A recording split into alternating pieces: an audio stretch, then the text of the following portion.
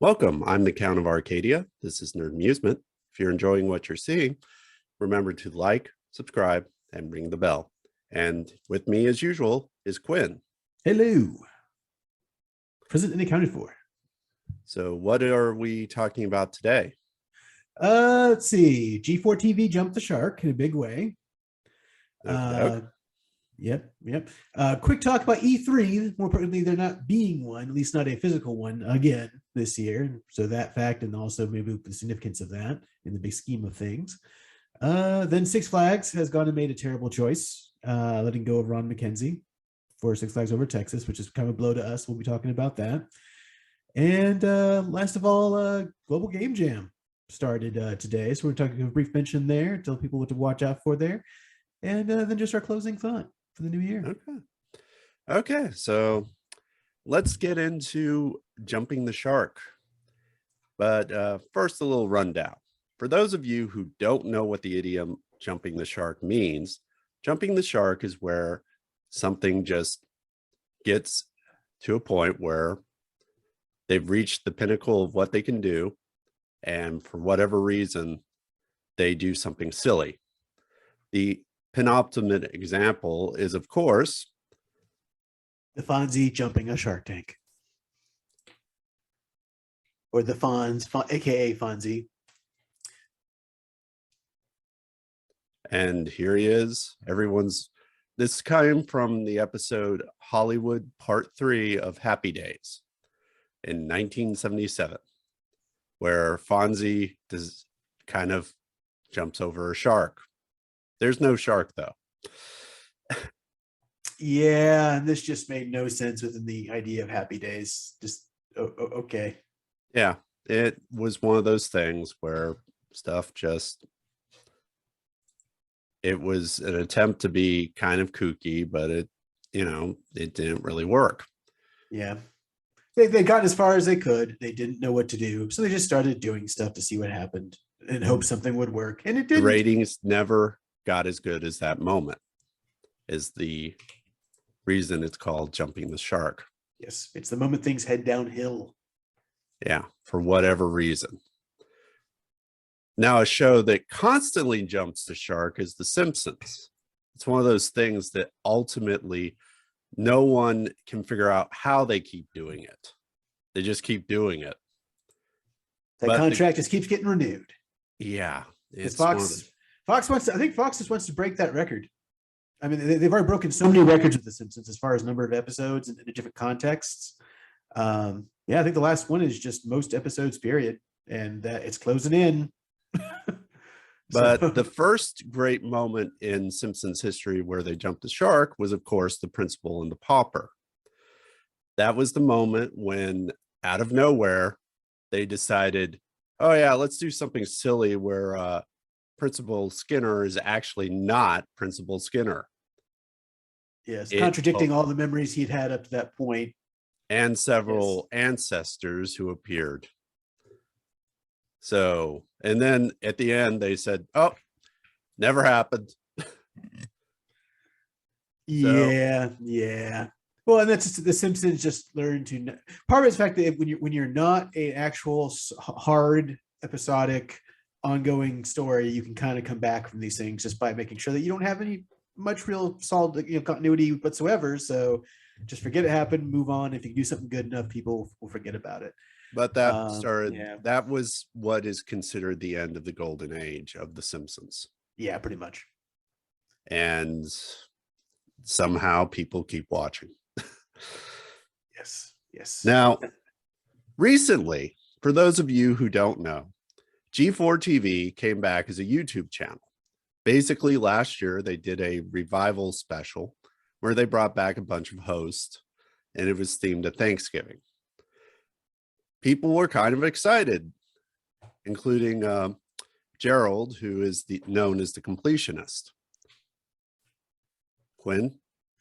Yeah. I mean, it was kind of interesting that they were starting to, because on one hand, it showed they knew they couldn't really compete against all this huge crop of YouTube game reviewers and game critics who had popped up. And that was actually made more sense than to try to recruit some of that, just kind of join that community and maybe add a little bit of something to it. using the G4 TV brand, and in doing so, maybe they could find a niche for themselves. But yeah, that's not the way it's really worked out.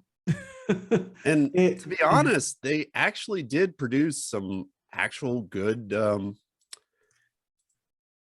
some isolated bits of good content. Yeah, they're not going to say that it's all bad, but yeah, this week they had Adam Sessler, who Adam Sessler can be either great or he can be a kind of a douche. But he did a retrospective. Total gadoosh. Total. I mean, this is the guy who was actually advocating for revealing people's addresses on live broadcasts and such. Doxing people essentially. Yes, but it wasn't a broadcast. It was actually at a video. It was a video game conference, and I'm like, yeah. But he did this great retrospective of the first 3 Halo games. It's really actually very good. It reminded me of a show on G4 that originally started on G4 called Icons. I really miss Icons, but then again, I have very odd television love affairs with stuff. Anyhow, it was a decent show. I mean, it was good to have somebody going back into these icons of gaming history. So, it was a decent show. It had its moments. Yeah, it was kind of like biography, but on video games. Exactly. And, they haven't brought that back. But one of the weird things about the revival is they've basically fractured the various shows. They have a G4 channel. They have an X-Play channel. They have Attack of the Show channel. Right.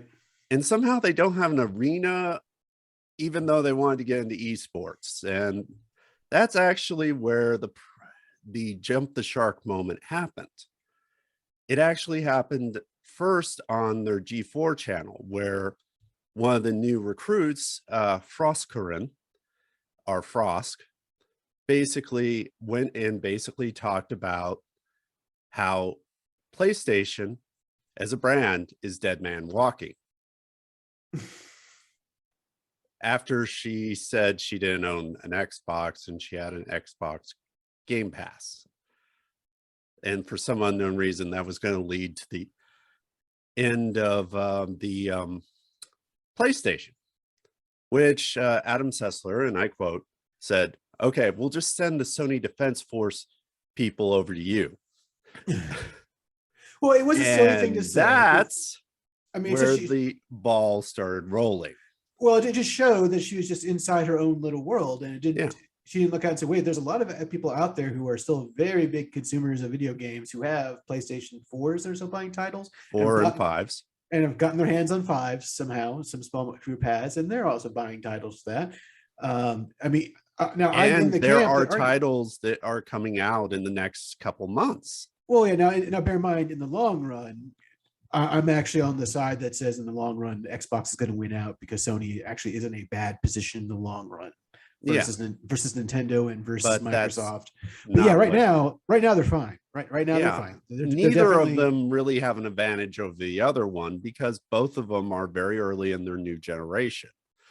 Truly, if we were going by who is at the top of the heap at the moment, it's Nintendo. Yeah, and Microsoft being one of the next best prospects, it's Sony's long term. And she's not coming completely from nowhere because there's a lot of stock analysts. There's a lot of reason why a lot of people are willing to give Sony a good number right now as far as stock projections, but in the long future term, they are kind of shorting Sony because again, Sony's long term plans are almost non-existent. Yeah, because they make moves towards maybe setting up a service similar to the Game Pass, but they're just not really there as far as the one they have right now isn't very impressive. So it's kind of like Xbox Live at the moment. Yeah, it doesn't have various games every month, and that's what you get. Well, no, they have one where you actually get it's a library of a couple hundred games. But I mean, it's a select library. Yeah, it's much smaller than Game Pass. It's doesn't get the newest stuff. It's not like where Xbox is saying, here's our new greatest best thing, and if you've got Game Pass, you get it.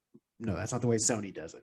And the problem is, in the big scheme of things, as far as exclusives, they they definitely don't have Nintendo's library, and when people start going towards cloud, which Microsoft is posed to do and Sony is not, then Sony doesn't have that much that's truly unique to as far as exclusives that would justify having a pass like that.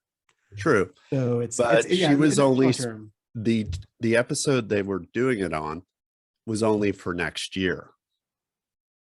That's they're not a dead man walking right now. And that's the thing. So of course, when we're dealing with a specific brand, there are fanboys, and the PlayStation brand has very vocal fanboys and fangirls, and that got under her skin, and eventually that led to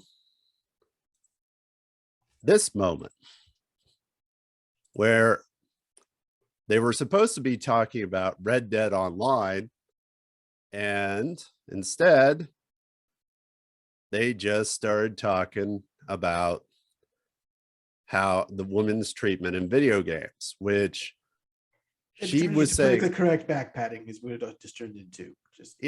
And basically she did several mistakes. She basically, it comes off as a wrestling shoot moment, because in some cases where they basically, in the terms of wrestling, a shoot is basically where it's live, but it also comes off as scripted. Well, Gerard's even saying, you have Gerard like, wait, we weren't supposed to talk like that. So he's basically unaware of what's going on. Yeah, he's not shutting it down, but he's kind of protecting himself in a way, his own credentials. Saying I was not part of this. Just I'm here, and since I'm here, I have to go along with this. But this was not. This is all her, man. Yeah. The other great moment is, of course, Adam Sessler deciding to appear to be a seal. Oh, it's the obligatory clapping. Yeah, but honestly, you should clap like this. You shouldn't clap like, Yes. And then the worst thing she admitted to was, apparently she thought it was a good idea to admit that she doesn't write her own reviews. That's just one of those things, you don't reveal the magic trick.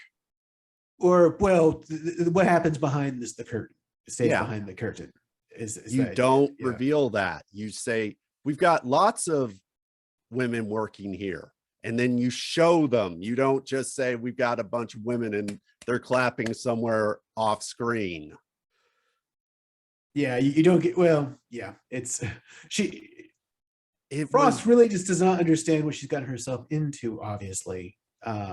She's definitely not ready for prime time, to put it mildly. And so the fact that G Ford doesn't know what to do, how to react to this situation, just kind of let it play out, and you just nobody talked to her. Out. You don't go and you cover it up. That's what they did. They shut down their Reddit account. They shut down various other things. They just shut it down. That's not what you do. You go forward with your mistake, and you just go forward. Maybe you discipline her. You don't go and keep making the problem worse. And that's what they're doing. And basically they ban anybody who says something at this point. If you're on a live chat on a G4 presentation, they're going to ban you if you mention it. And that's not the way you do it. And the other problem is, dear God, it basically ripped open all the stuff that was in the open already, but it just angered people because, as Quinn mentioned, you had all the Sessler tweets get exposed, and some of them are quite horrific. The bubbly ones specifically, Quinn. Yeah. Basically, she's set up a whole chain of scabs getting ripped off here, and band-aids getting And ripped off as well.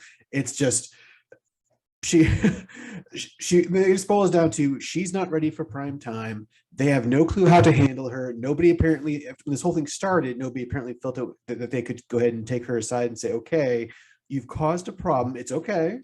Here's what we need to do to manage the situation. This is what's going to happen because you're in a very intense fan situation. People are going to be kind of mean, but this is part of the job. And yeah, here's how we handle it. Instead, they just let her go off on her own thing, and she just made things worse and worse and worse and worse. Oh yeah. Well, and also they struck me as the fact when she also was claiming on that same thing that Olivia Munn was not here for objectification or something like that. And it's yeah, like that is exactly what she was there for. I mean, G4 literally cashed in on that left and right. That's yeah. Munn's whole career was basically licking controllers or doing weird sexualized things that half of which was her own idea. It was just it was ridiculous. And Yeah. besides which, I'm also offended she didn't put Christian Adams up there, who was the host of Cheats.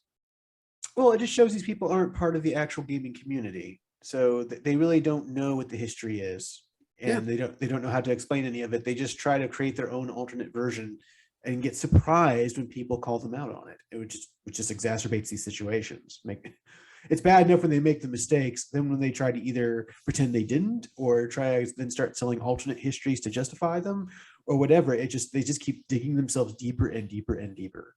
yeah. Uh, and yeah, they And obviously do not know what to do. it's been a bad week. It's going to be a bad week for G4's parent company when dealing with them, Universal Comcast, which is the last thing that was revealed. We kind of knew they were involved because there was money behind the scenes with all the sets and whatnot. Our set, how would you describe our set, Quinn? The small areas in front of our computers. Exactly. We have zero money to deal with this right now. We're doing this with what we have available. Some good stuff that G4 could have done.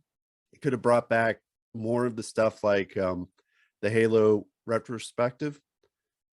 But going down the tired, disgusting path that led us to Gamergate, no, that's not the way. So let's go down to E3 now. Yeah. So moving on to so there's a little bit of contention around the issue, but basically E3 it was confirmed is not going to be having a physical show this year again. The pandemic is still ongoing as far as they're concerned, so no show. Now there's a little bit of dispute about exactly when this actually was determined because a lot of people from the industry then jumped in when the news story started posting and saying, hey, this isn't really news. We had already heard that we had all the actual companies had already been notified that probably wasn't going to be an event. Also, people had noticed that their official posting at the convention center had been released. Their date window had been released for other people to bid on. So obviously they weren't going to be using it. So basically, there are a lot of indicators about it. So some people are saying it wasn't even necessarily news, but point is, it's now official. And the bigger questions are, what does this mean then? This many years in a row with no E3, and people have been questioning the relevance of the show for a while anyway. And now that we just haven't had one, and it doesn't seem to have made that big of a deal, people are wondering, will it ever come back then, regardless of what happens next year with COVID? Well, there was that period in 2007 where they were in the hangar where it looked like E3 was going to go under, but it didn't. But right now you have the issue of Nintendo really doesn't need E3, but they still have a presence, whereas Sony doesn't even bother. They have their Sony State of Play sometime either before or after E3 by about a couple weeks. Yeah. It's the weakness has been creeping in, and then the fact that in order to fill just to fill the hall, they had to start letting the public in. I mean, that's really what came down to why they really had to do that. It wasn't just the fact that they're like, oh, this will help with promotion and give a lot of people to see things. It's like really just the hall's getting kind of empty, and like, basically a lot of the companies aren't even sure if it's worth it just to talk to the same journalists they already talk to constantly now anyway, Yes. via email on the net. So And then there's yeah, the PC gaming show, yeah. But I'm which kind if you haven't watched it, it's either the worst 45 minutes of viewing you can do, or it's great for just reminding you could do better. yes. But I'll say this: if there's not a show next year, then it is pretty much officially dead. Yeah. I'd say this means that is a pretty big knock against it. So if they have to do this one more time, then that just means that they are just done as far as an on-site show. Which I would say it also makes me pretty sad, because that was kind of one of my things that, as far as a lifetime to-do list since I was a little kid. First started seeing footage from E3, and it started becoming more and more of a high-profile event. I was like, well, it's one thing I really want to do before I die would be to go visit E3 and see all the new games, blah blah blah. And then even when they did start admitting the public, so it became clear how we would actually want to be able to do that, It's very expensive. but doable. But even then, I was like, oh, that's kind of cool. It wasn't the same show anymore. A lot of people pointed out that since it was publicly accessible, it was no longer quite the degree of exclusivity. But even then, I was like, well, still, it's there. It's E3. It might be cool, but now it looks like that probably is not going to be possible. That window has unfortunately closed. C'est la vie. Yeah, Yeah. it happens. Would have been cool Yes. to have been there in the heyday where you could get Yes. free controllers, see Soul Calibur 2, and watch the president of Microsoft Games, Mr. Moore, tear off his shirt to reveal a tattoo live. Yeah, it's basically when exclusive things actually happened there, and the swag flowed like water. Yes. Yes. And weird stuff would happen. And maybe you get to go behind the scenes and see something that's not quite ready for the presentation, but something to whet the Yes. appetites. Oh well, moving along. Let's see. So Six Flags. Gosh, they Actually, yeah, let's just go and do Six Flags. yeah. Okay, so this is very, if you're a fan of the chain, this is bad. If you're a fan of Six Flags Over Texas, this is devastating. Ron McKenzie, the president of the park, who had been leading this wonderful comeback that resulted in winning the Vibrancy Award, the special award from Special Vibrancy Golden Ticket Award From Ace. this last year from Ace. Well, actually, it's not from Ace. Technically, it's from Coaster Manning. But anyway, it's a huge award in the industry. It's a huge award in the industry. They were given it. They deserved it. It was great. That's the important thing. And unfortunately, now he's gone. He's leaving the park and leaving the company. And this is after the shift between Mr. Anderson, the new CEO, 2 years, to Michael Supero, who looked like he was really doing some improvements to the parks and guided the company through the worst of COVID, to this man, Mr. Basil. Yes. Basically, the interim CEO and McKenzie got along because they shared the idea that they had to invest in assets to build their value, especially during this time. But apparently the new CEO does not share that belief. And in fact, word is he is slashing budgets across the board. Now, some people are kind of defending that, and there's a bit of an argument there in favor. Just pointing out that things are still very tenuous out there. There's reasons to be concerned. Tenuous. So we're at the very highest rate of inflation in 40 years. Yeah, so saving money is a good idea when things are tenuous. At the same time, a lot of the parks need a lot of work. Exactly. But there is some good news still. A lot of the stuff Ron McKenzie had started will probably be finished. Like Pirates of Spelunker Cave is still showing up on the website as going to be available very soon for people to come visit.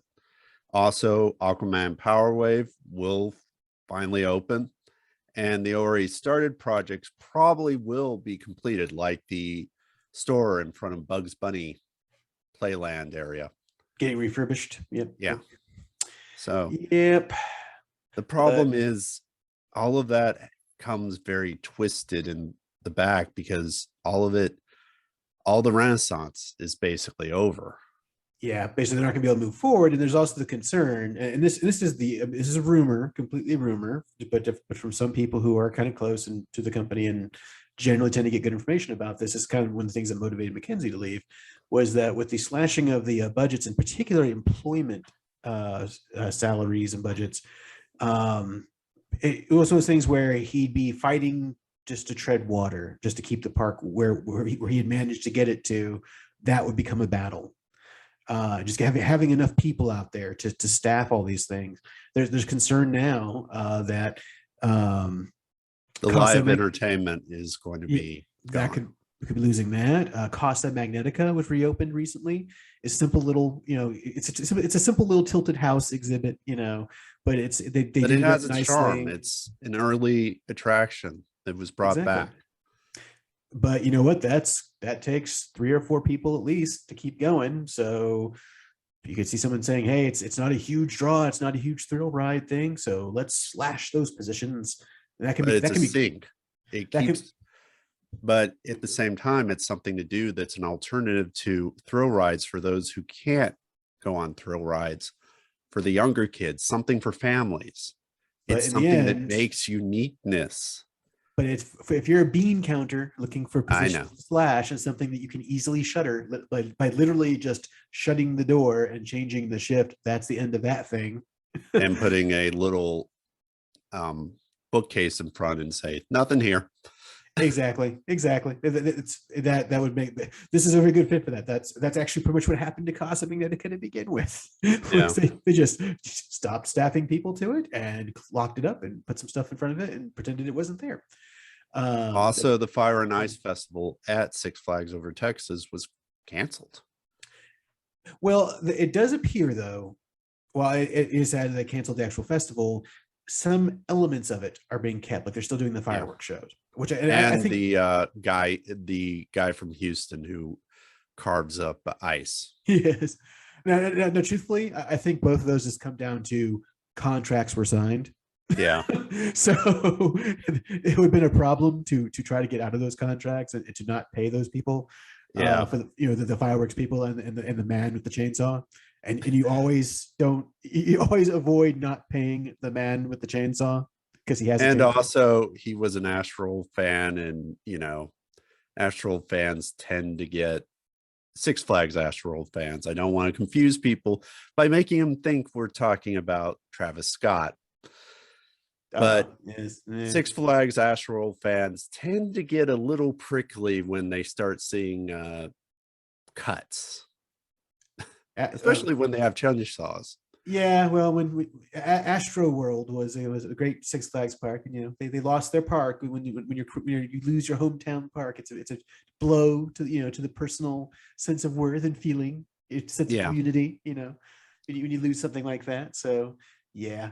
I'll admit again, that was my boyhood park.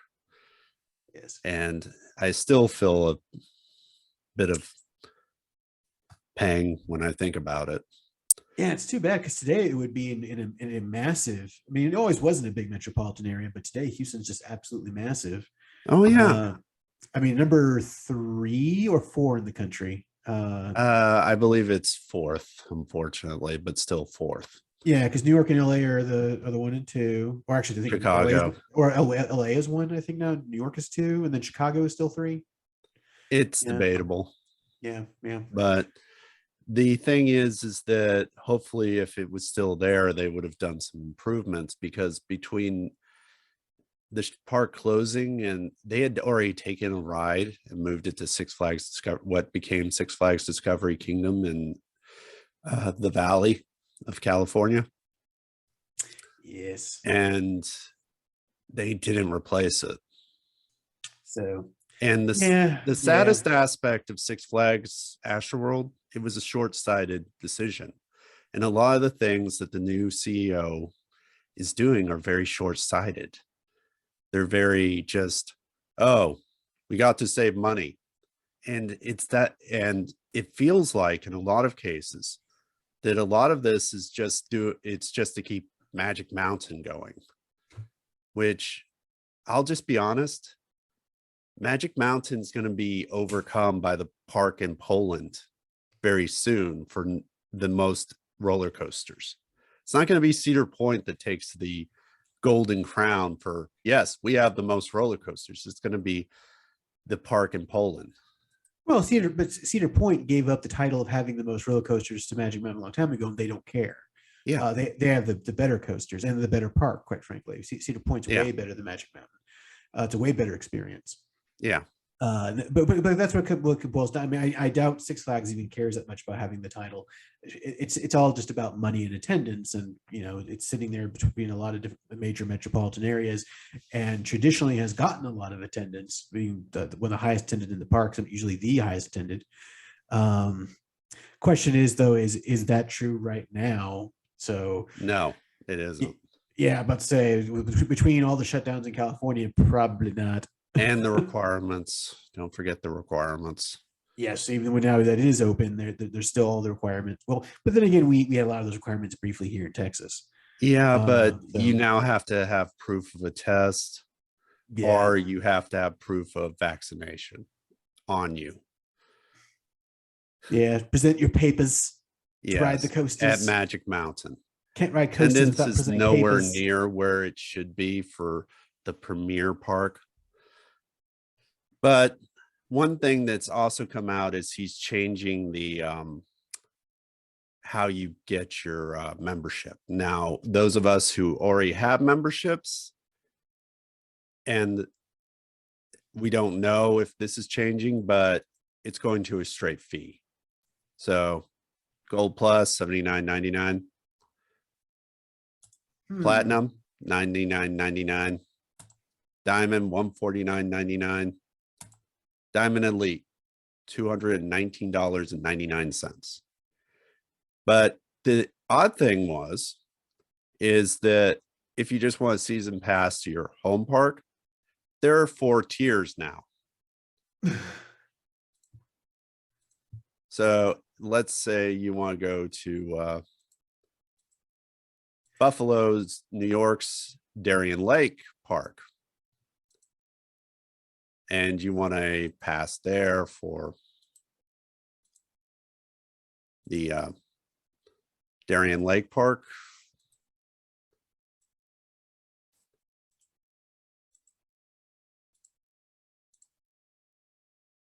It's $49.99, whereas Six Flags Over Texas is $59.99.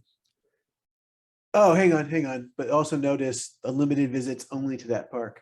Yeah, that's for the season pass. I mentioned that. Yeah, which that would explain your price difference right there then. Yeah. Here is an interesting one. First tier for season passes for, say, Magic Mountain is $89.99. Yeah, okay. I'll believe that. Now, that's first tier. There's only one park in there, Magic Mountain. That makes perfect sense, though. I mean, these parks are in very different places with very different operating costs and a lot of different things to offer. Let me show you the second tier. Have a lot more going on. This is the park that has the second highest.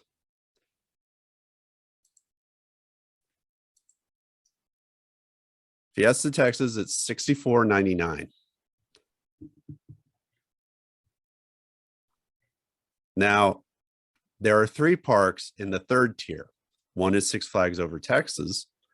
The other 2 are Six Flags Great America in Chicago, well, near Chicago, and Six Flags Great Adventure in the lovely Garden State of New Jersey. Now, I'm also noticing that the one-day ticket prices are showing, at least they're saying as low as, those seem like. Yeah, you have to buy in advance. Which dude, for the longest time, to get into Over Texas, it was officially $80. Now, there was a lot of coupons, there was a lot of alternatives, so most people didn't pay the $80 rate. But yeah, but it's the same as day of traveling. But Basically, there are 3 parks in the 3rd tier of season passes. And then you have everyone else. Well, and again, it makes sense. Different parks have different situations as far as costs and areas, and they have different things to offer. So some should be more expensive than others. Yeah, but still, it's just kind of like you see the priorities. You kind of see this priority system being built in the Six Flags chain, where you have the 2 parks that apparently are on top now, which is Magic Mountain and Fiesta Texas, and then you have the rest. Well, and these prices are actually pretty much in line with what you're paying before. If you were in those areas, you're not paying much more. Except for And the if you're going, memberships now are possibly 1 time per year. well, yeah, with that as a pain, but I'm not. I wish And they would I'll do. admit that I'm going to have to decide on that if they do change it for those of us who, Yeah, having to lump sum it each time. Yeah, yeah, but even then, there's ways you can accommodate that, man. These days, there's I know. somebody paying for, or even other options if you want to spread it out. But um, yeah, the main thing is though, is just that I think the takeaway here is that they're getting those ticket prices and pass prices down for these parks, which are tiny, because all these tiny parks, I mean, you can never Frontier justify. City. Yeah, especially if the pass is only for that park. You could never justify the prices you would pay for Magic Mountain or even over Texas or Fiesta Texas. I mean, it just isn't the same offering. It just isn't. So the price. So this doesn't really shock me. I think they're just trying to put more flexibility in Well, there.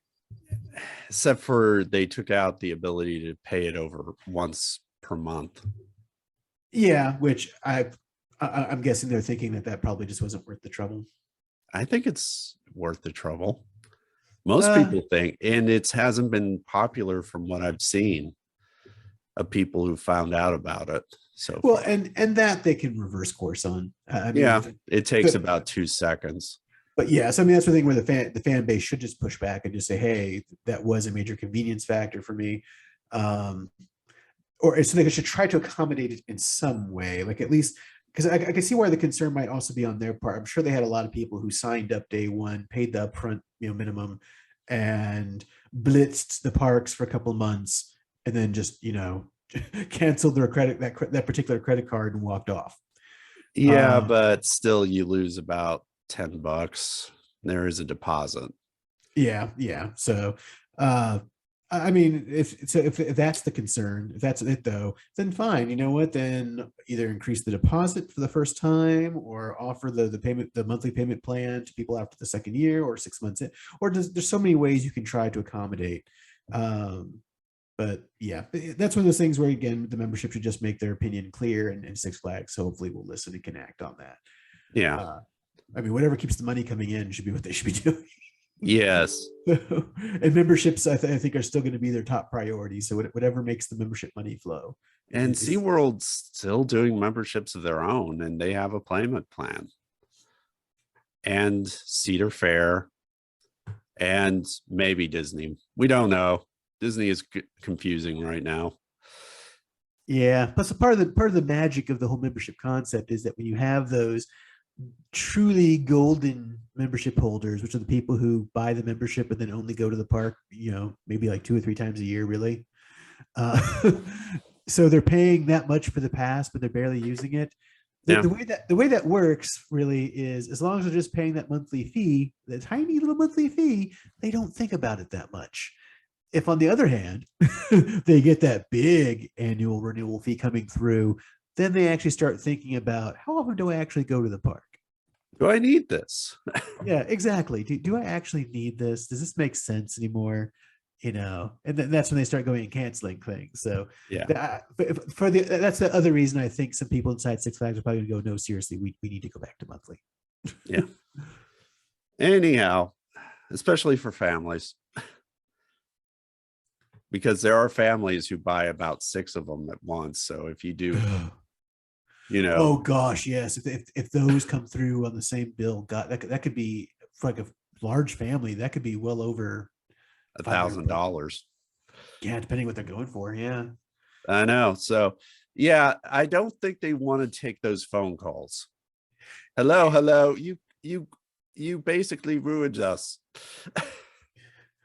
Well, it's just that goes back to what I'm saying is if you have a annual renewal fee for $1,000, if you have like a 6-person or more family on a Diamond Elite plan, that's the point where you think about that expense at that point. Yeah. You really stop and think about it, and that's when you start canceling plans. And that's what Six Flags should be trying to avoid, which is why they should be trying to spread this stuff out so people don't think about it. That's the whole idea of this kind of thing. Anyway, we'll keep you updated as further news comes out about Six Flags. Yes. Which brings to our next Hopefully topic. it's more happy and less, doom and gloom. But unfortunately, the new CEOs of Action so far, we're not really expecting that. But oh well. Moving on along. Let's see. Yes. So our last, second to last topic here is going to be the Global Game Jam started this weekend. For those who are not familiar with it, the Global Game Jam is an event that's held for developers, but it's also for independent developers and individual developers.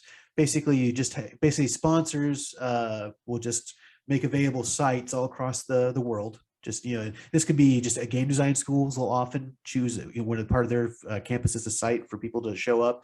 Just people who are interested in game design, either professionals or amateurs, whatever, just show up.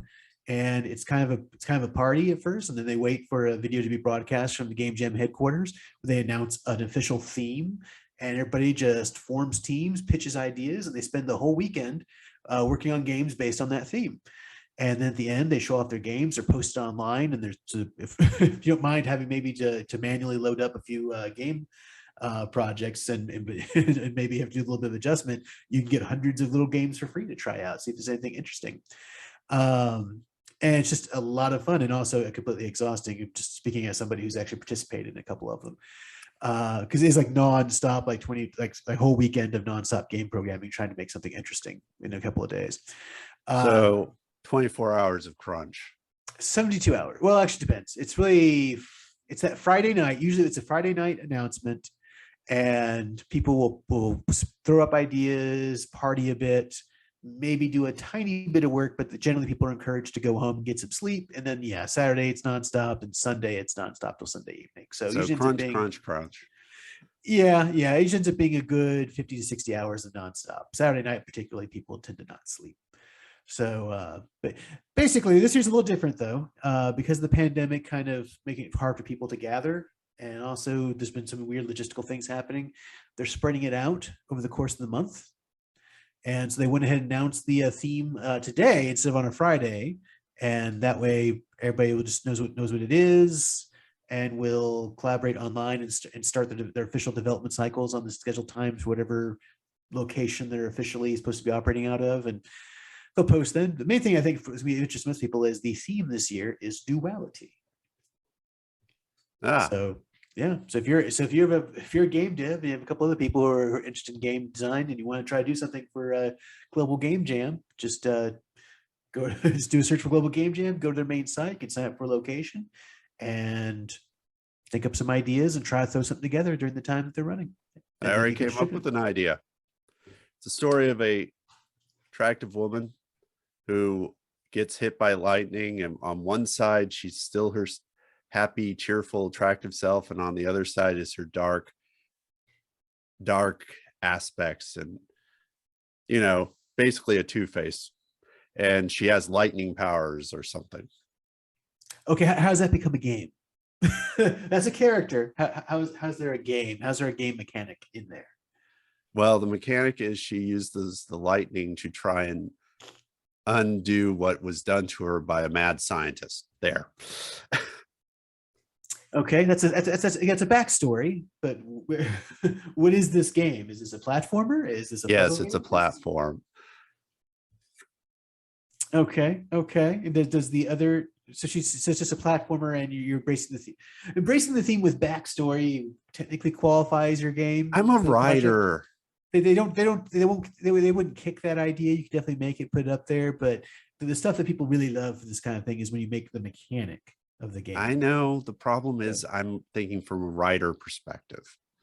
So, okay. So in this case, how about the other side of her also has a special power or ability, and to get through different levels, you have to use the two different powers in a way that works together. So one, she uses the lightning too much, she dies. If she, on the other hand, makes her stronger and feeds health into her.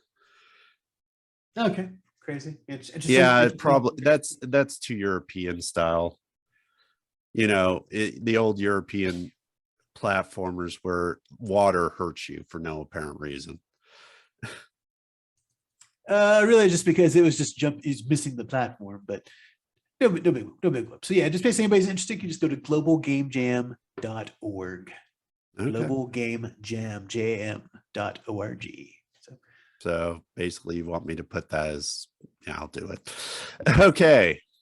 So our last topic is going to be some underrated YouTube channels.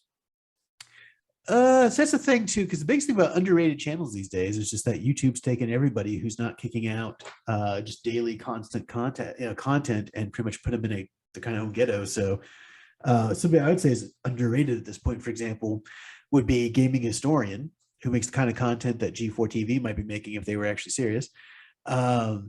He's well known at this point, but unfortunately these days, he just does not get the attention he deserves. I mean, if you look at his individual video hits, way below what they really should be for these last couple ones. But unfortunately, well, kind of been fair, slumped. some of his topics in the last couple ones have been kind of niche. For instance, the homework first locker for the NES. He is. But some of them are really good, like the story of the U-Force. Yes. And if nothing else, his video on Satoru Iwata, the one he made to commemorate Iwata's passing, was absolutely fantastic. Yeah, there we go. Life of Satoru Iwata. That was a fantastic video. So yeah, if it was done today, he probably would have brought out a copy of Ask Iwata. Indeed. Because we should all have a copy of Ask Iwata. Yeah. It's good advice. Indeed. In this crazy modern world we live in. But, he does really good stuff that he can get information about.